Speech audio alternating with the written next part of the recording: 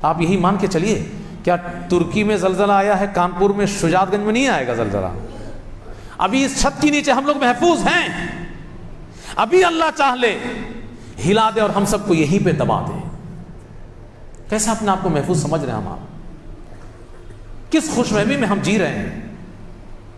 اس کے بعد زلزلوں کے سال ہوں گے، زلزلوں کے سالوں میں ہم زندگی گزار رہے ہیں، لیکن بے فکری کی زندگی گزار رہے ہیں۔ بڑی بڑی بلڈنگیں قائم کرنے میں لگے ہیں، سو رہے ہیں، رات کے سناٹے میں اللہ ہلا دے سب دب کے مر جائیں، صبح کا سورج نظر نہ آئے۔ کچھ کر سکتے ہیں؟ کچھ بھی نہیں کر سکتے۔ اور دنیا میں جو بھی عذاب اللہ کی طرف سے آتا ہے وہ ہماری ہاتھوں کی کمائی، ہمارے ہاتھوں کی کمائی، ہمارے برے اعمال کا نتیجہ ہے۔ وما اصابکم من مصیبت فبما کسبت ایدیکم ویعفو عن کثیر۔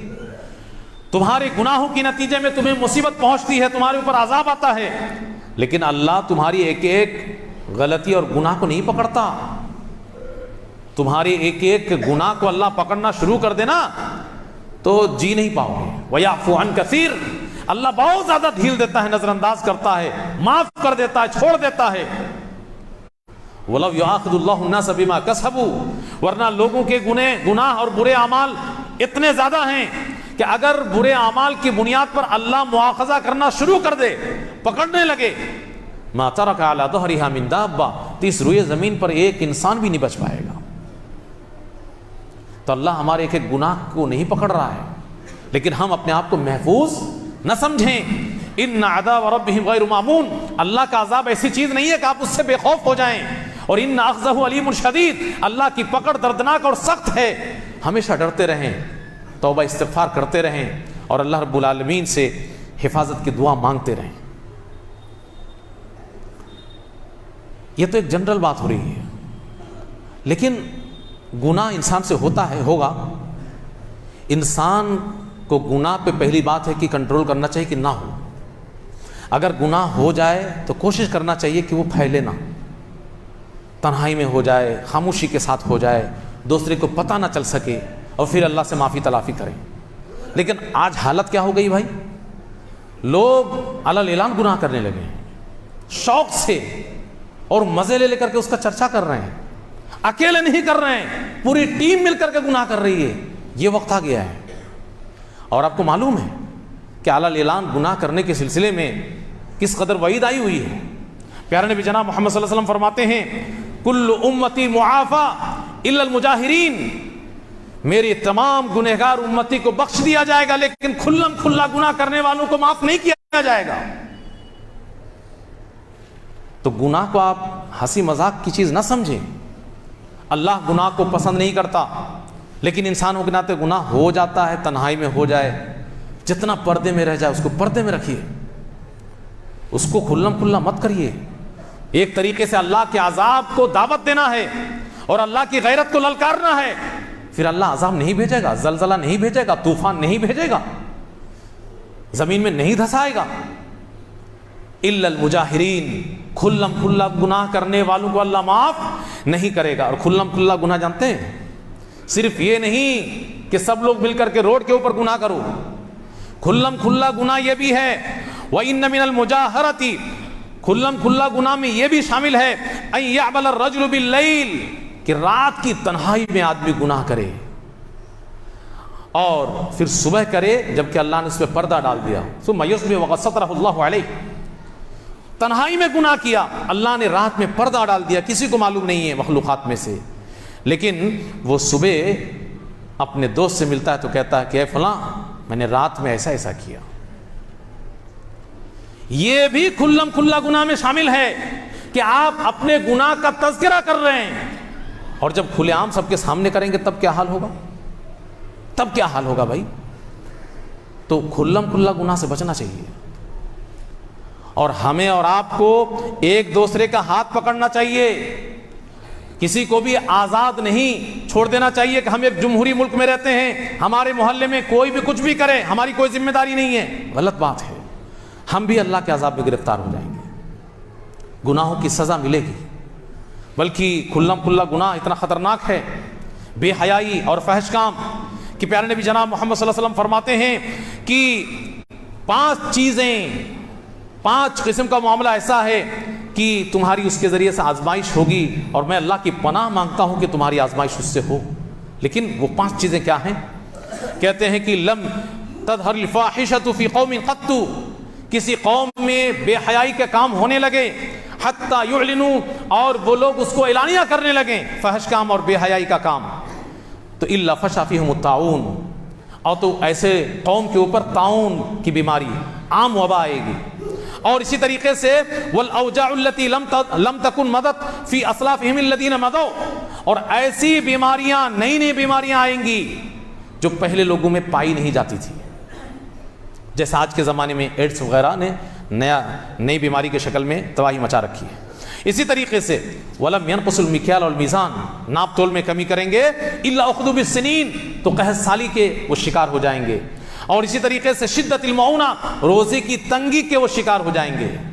وجور السلطان علیہم، بادشاہ کے ظلم و ستم کے وہ شکار ہو جائیں گے۔ ولم یمنعوا زکات اموالہم، مال کی زکات اگر روکیں گے، الا منع القطرہ من السماء، تو آسمان سے بارش روک لی جائے گی، اگر چوپائے نہ ہو تو بارش ہی نہ ہو، یہ حالت ہوگی۔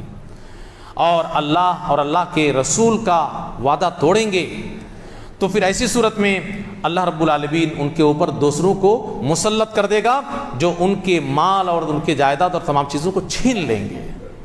یہ سب وعیدیں آئی ہوئی ہیں۔ بے حیائی ایسے ہی اگر ہو تب بھی اسلام کی نظر میں بہت بری چیز ہے، اور اگر اس کا اعلانیہ لوگ کرنے لگیں بری چیز ہے۔ آپ کو حیرت ہوگی کہ بے حیائی کا الزام دھرا گیا کسی کے اوپر، اور اس کا چرچا لوگ کر رہے تھے، اس کے بارے میں بھی اسلام نے کتنی خطرناک بات کہی ہے۔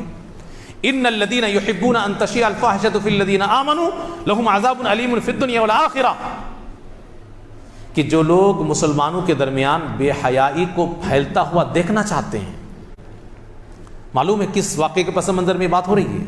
حضرت عائشہ صدیقہ رضی اللہ عنہا ام المؤمنین، ان کے اوپر الزام تراشی کی گئی، اور اس بے حیائی کے الزام کا چرچا اور پرچار ہوا، اسی کی بات ہو رہی ہے۔ بے حیائی کے ساتھ کوئی کام نہیں ہو رہا تھا، بلکہ کسی کے اوپر الزام دھرا گیا، اور اس الزام کا چرچا لوگوں نے کیا، اسی کو کہا جا رہا ہے۔ جب بے حیائی کے کام ہم خود کرنے لگیں علی الاعلان، تب کیا حال ہوگا؟ تو اللہ کہتا ہے کہ دنیا میں بھی عذاب اور آخرت میں بھی عذاب دیں گے۔ تو اس لیے بے حیائی کے کام کو ہلکے میں نہ لیں۔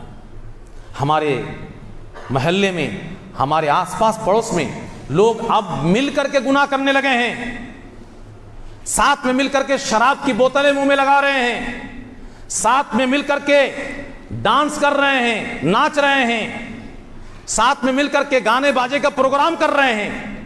اور بہت افسوس کے ساتھ کہنا پڑتا ہے کہ بہت سارے ہمارے بھائی آج بھی اس مسجد میں موجود ہیں جو اس میں شامل ہو رہے ہیں، اپنے آپ کو اہل حدیث کہتے ہیں، بڑی مسجد کی تعمیر میں پیسہ دے رہے ہیں، حصہ لے رہے ہیں، دارالعلوم محمدیہ سلفیہ میں بھی چندہ دیتے ہیں، اور ان لوگوں کا حال یہ ہے کہ یہ سب مل کر کے ڈانس پارٹی میں شریک ہو رہے ہیں، بڑی مسجد کے قریب یہ سب ہو رہا ہے، اور ہم سب خاموش بیٹھے ہوئے ہیں۔ ارے کم سے کم ایسے نوجوان کو پکڑ کے ہم ذرا سمجھا تو لیں، جب پتا چلے کہ ہاں یہ سب ہو رہا ہے یا ہونے والا ہے، کہ رے بھائی کیا کر رہے ہو؟ اللہ کے عذاب کو دعوت دے رہے ہو، اللہ کی غیرت کو للکار رہے ہو۔